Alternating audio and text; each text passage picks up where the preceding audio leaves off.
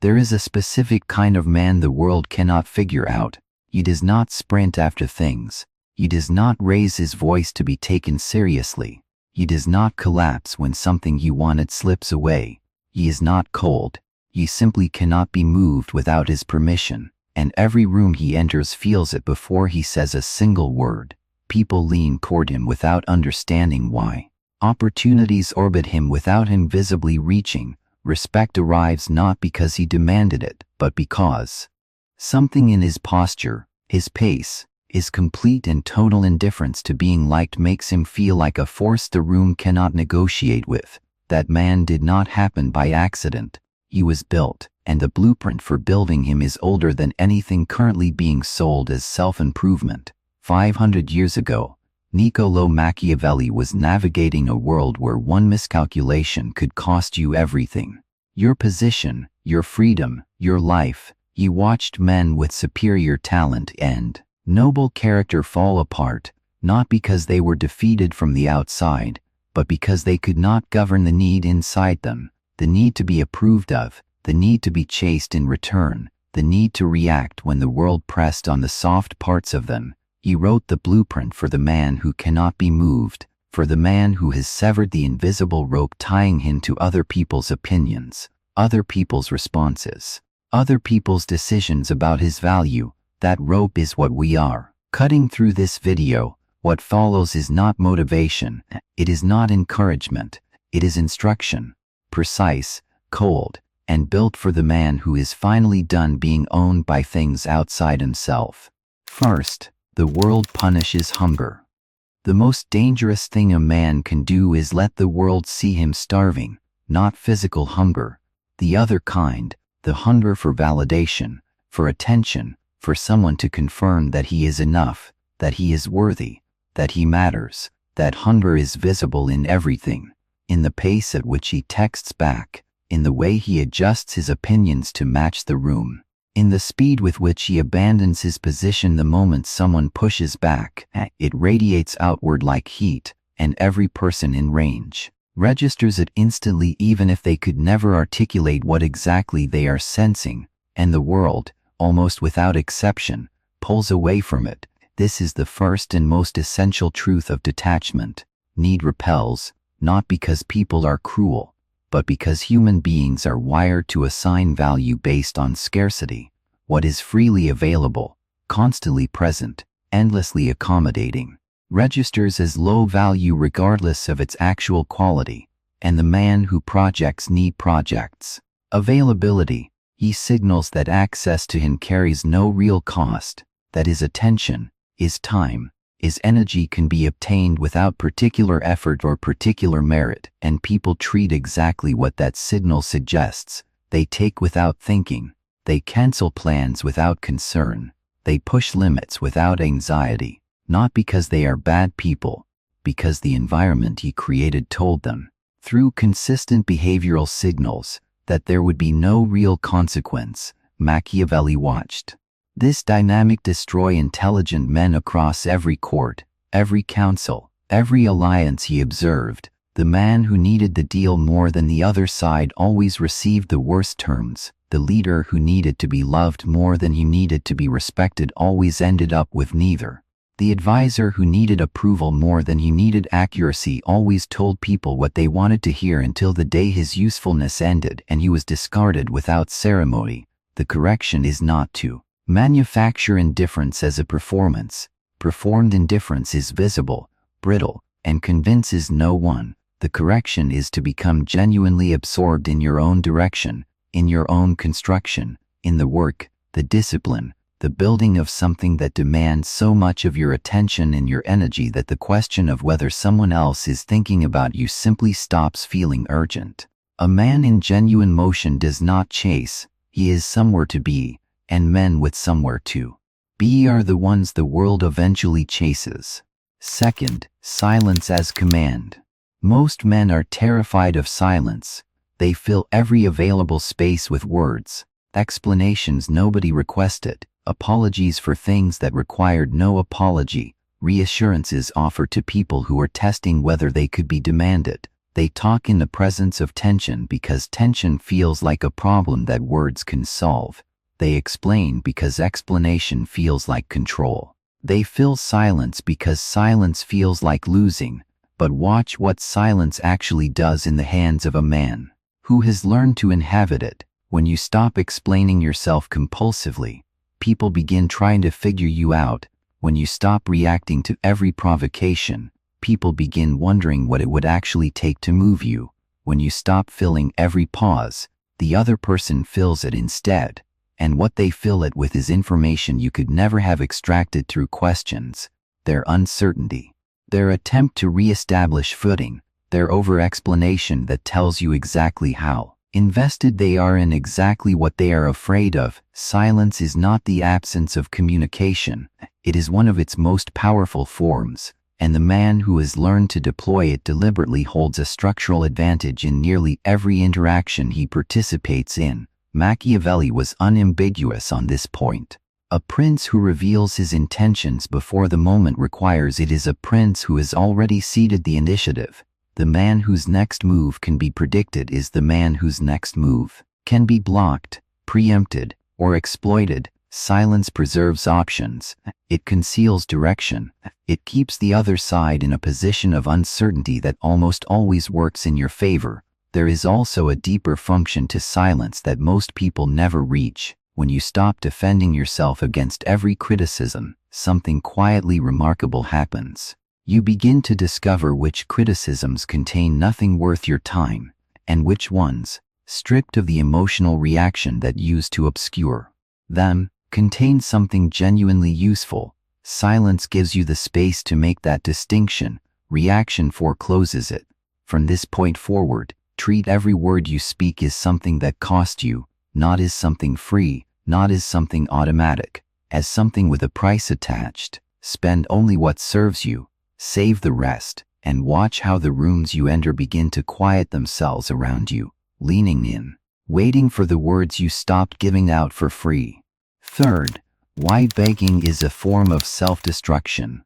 Begging is rarely what people think it is. Most men would deny begging with genuine conviction, because they picture begging as something visible and obvious, something with outstretched hands and broken words. But begging in the way that actually destroys men is almost entirely invisible. It hides inside behavior that looks, on the surface, like perfectly normal communication. It is the follow-up message sent 20 minutes after the first one went unanswered. It is the apology offered to preserve a peace that the other person disrupted.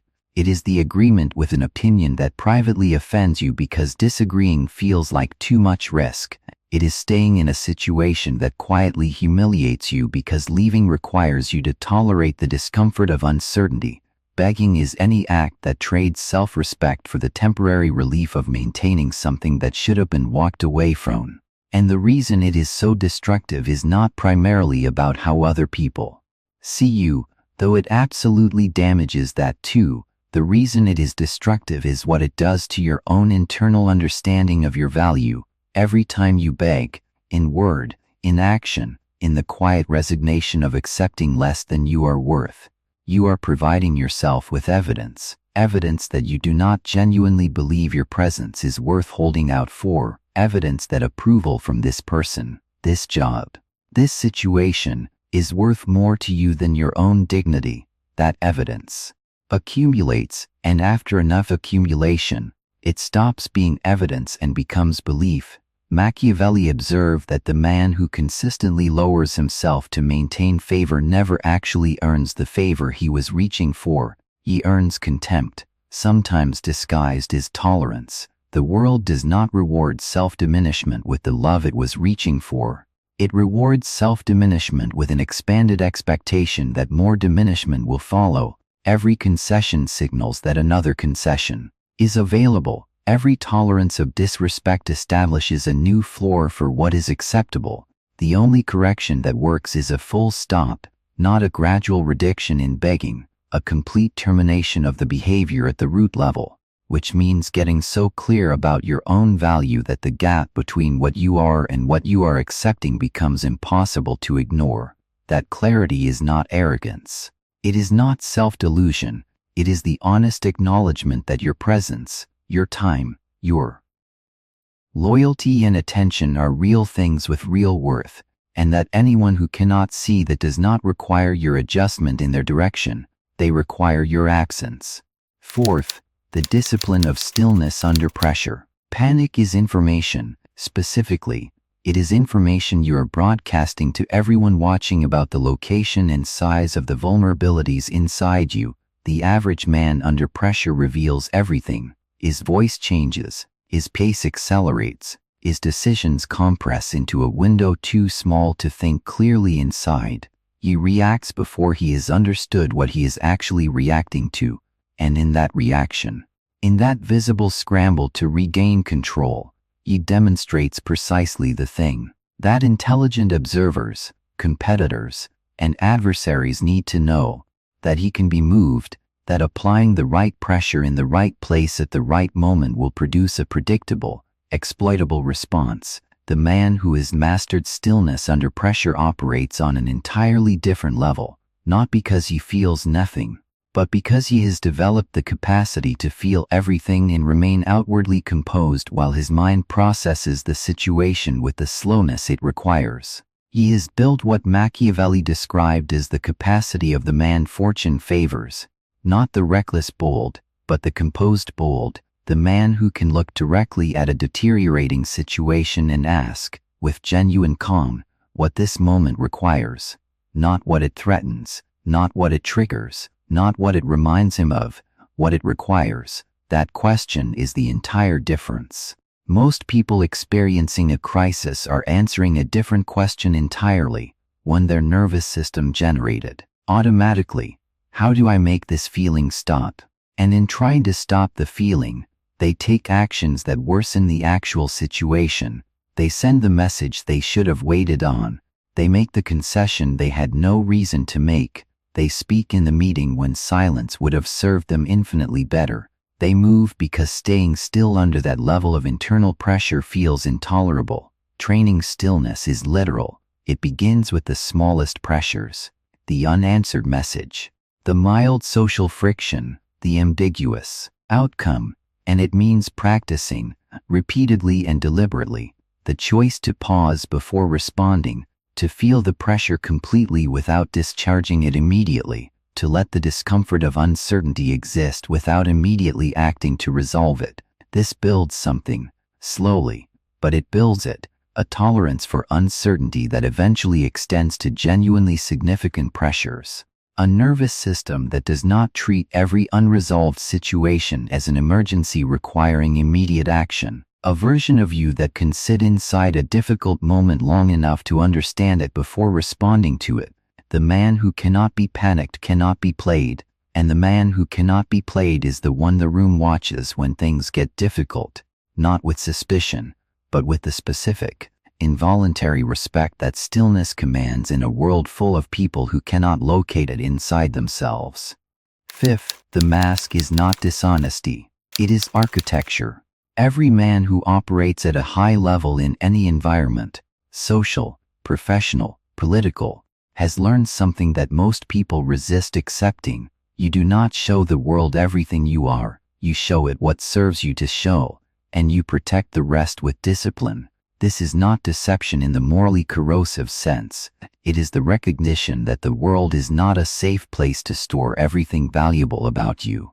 Not everyone who asks how you are doing deserves a genuine answer. Not everyone who expresses interest in your plans deserves to know them. Not everyone who appears to be on your side is actually decided to be. And the man who operates as though the world is a confession booth, sharing every wound, every ambition, every fear, every doubt with whoever happens to be present, is handing out the precise information that will eventually be used against him. Not always intentionally, sometimes simply because people talk, because context gets stripped from things when they travel through other people, because the version of you that other people carry in their minds is always a reduced, partially distorted construction, and what you feed them is what that construction is built from. Machiavelli was explicit. A prince must know how to use both the lion and the fox. The lion's strength is visible and commands fear. The fox's intelligence is concealed and generates advantage. Neither alone is sufficient. The leader who is all visible strength is readable, and readable men are beatable men. The leader who conceals everything becomes opaque and untrustworthy. The combination, projecting what serves, concealing what protects, is the architecture of durable power. Practically, this means keeping your real goals private until they are sufficiently advanced to be unassailable.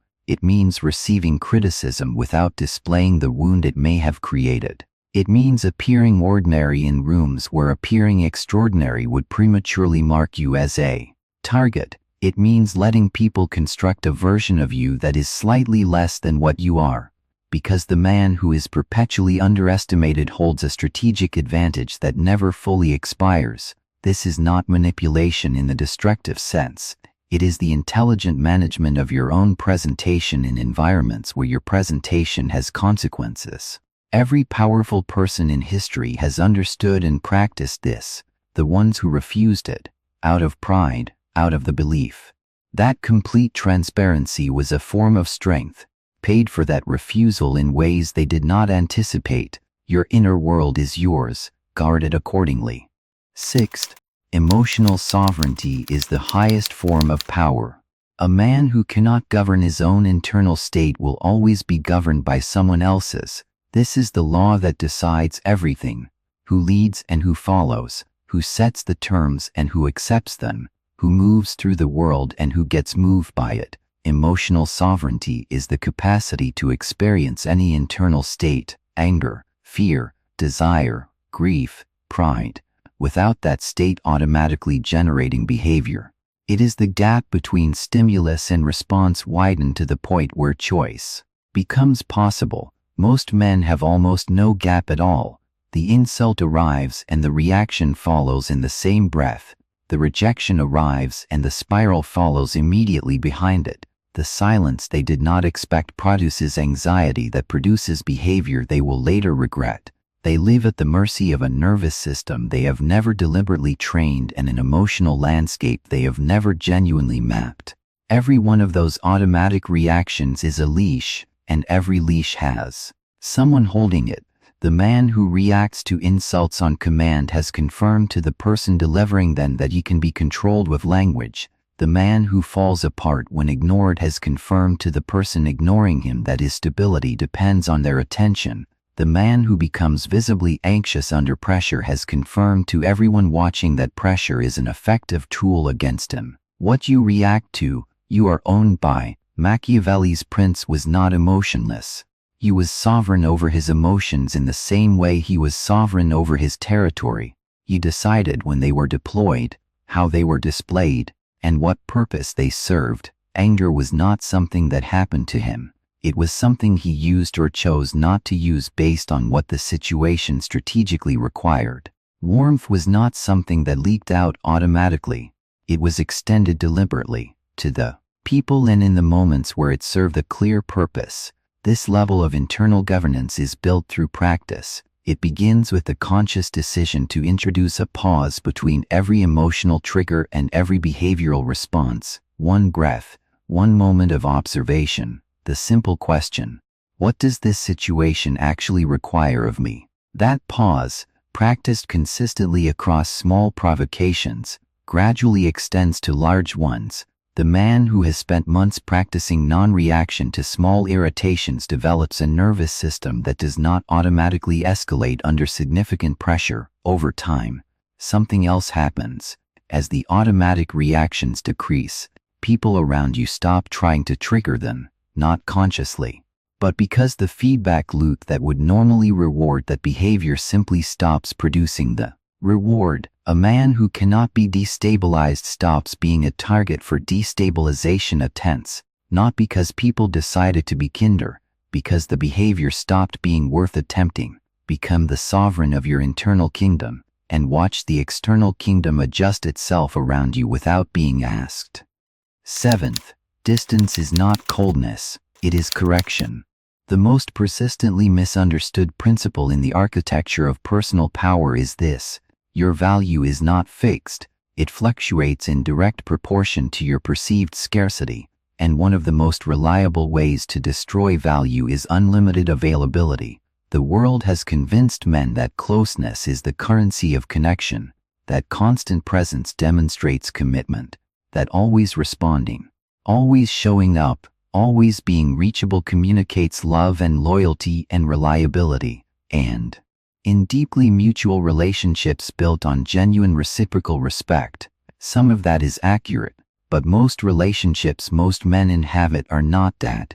They are environments where one person has gradually, through consistent over-availability, trained the other to expect unlimited access for zero cost, and what people receive for free they do not value, they cannot, not because of a character flaw, but because value perception is tied to scarcity in human psychology so deeply it operates below conscious thought. The man who is always available is the man whose absence is never felt, and a man whose absence is never felt is the man who can be taken for granted indefinitely without the relationship ever self-correcting. Distance, strategic, deliberate, unapologetic withdrawal of unlimited access is not punishment. It is not a game.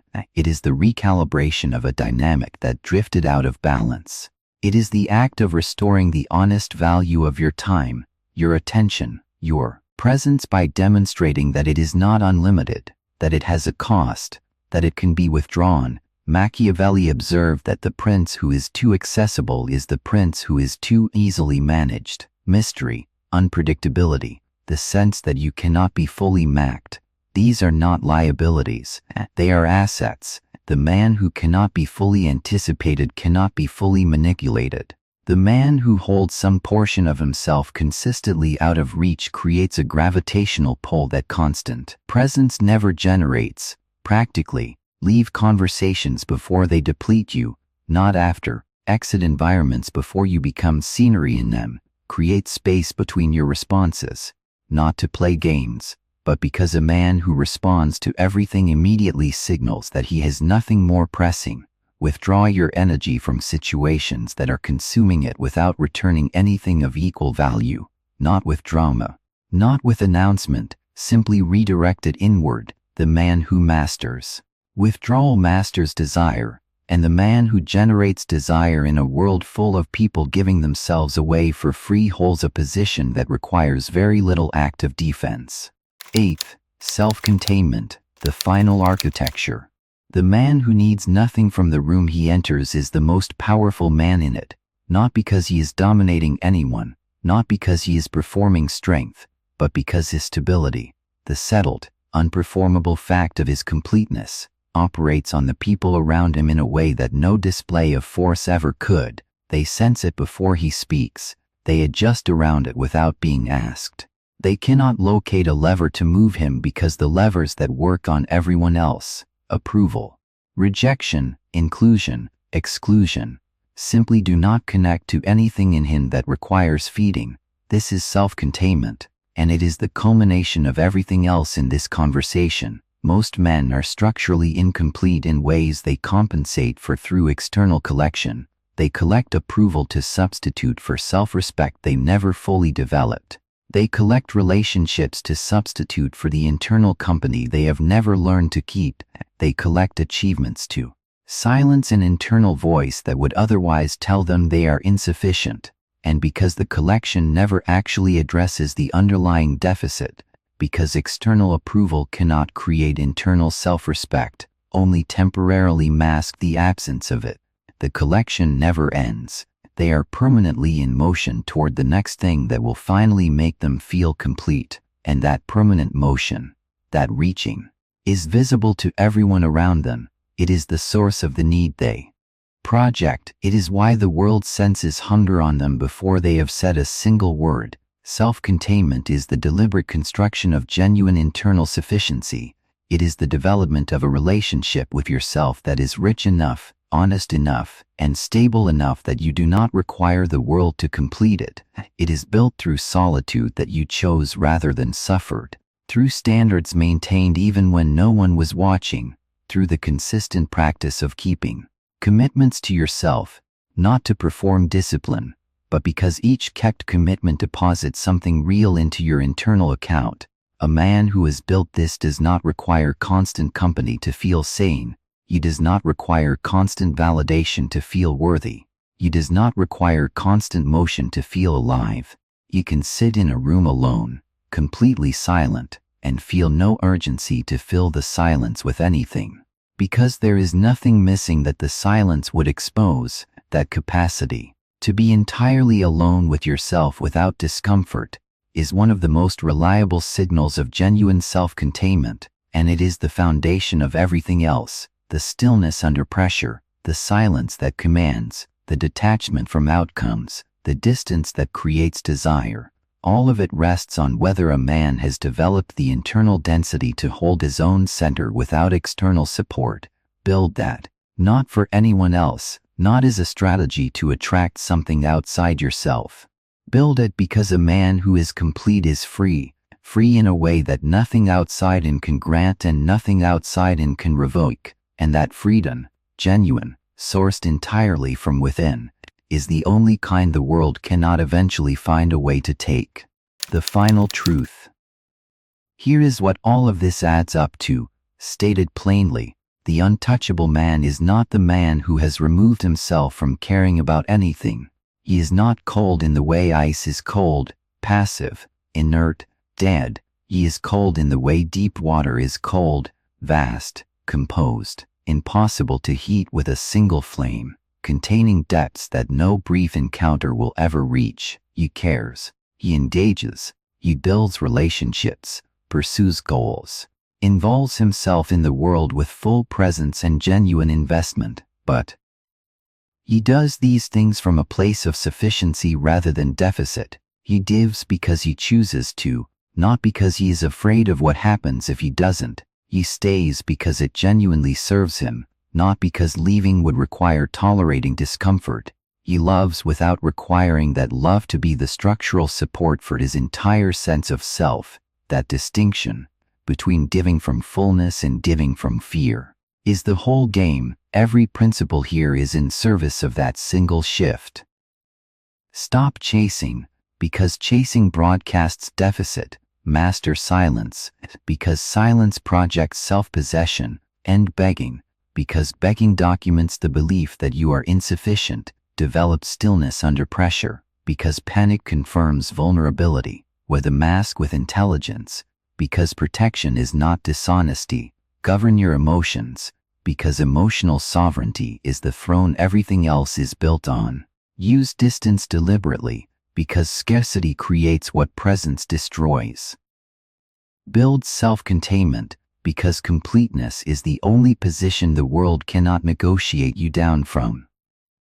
Machiavelli did not write about power as a destination. He wrote about power as a state of being, a way of operating in the world that made certain outcomes structurally more likely without ever requiring luck, begging, or the approval of people who are never going to give it freely. That state of being is available to any man willing to build it. It is built in silence, in discipline, in the daily decision to treat yourself as something worth protecting rather than something to be freely distributed to whoever asks. It does not announce itself. It does not perform, it simply is, and the world, eventually and without being asked, adjusts accordingly. One last thing. Before you close this out, understand something that most men miss entirely.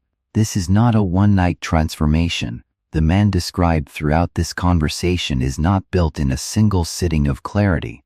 He is built across hundreds of ordinary moments where the old pattern presented itself and you chose differently, where the urge to chase arrived and you stayed still, where the instinct to explain yourself surfaced and you let the silence stand instead, where panic reached for you and you breathe through it rather than discharging it. Each of those moments is a brick, and bricks accumulate into architecture that eventually becomes impossible to ignore. Not by you, not by the world. The process is quiet. It is often invisible to everyone around you for longer than feels fair. But the man who commits to it regardless, who does the internal work without requiring external confirmation that it is working, who builds in silence because he understands that silence is where real things are constructed, That man eventually becomes unrecognizable to the version of himself that used to need the world's permission to feel whole. That is the man you are building toward, one decision at a time. Starting now.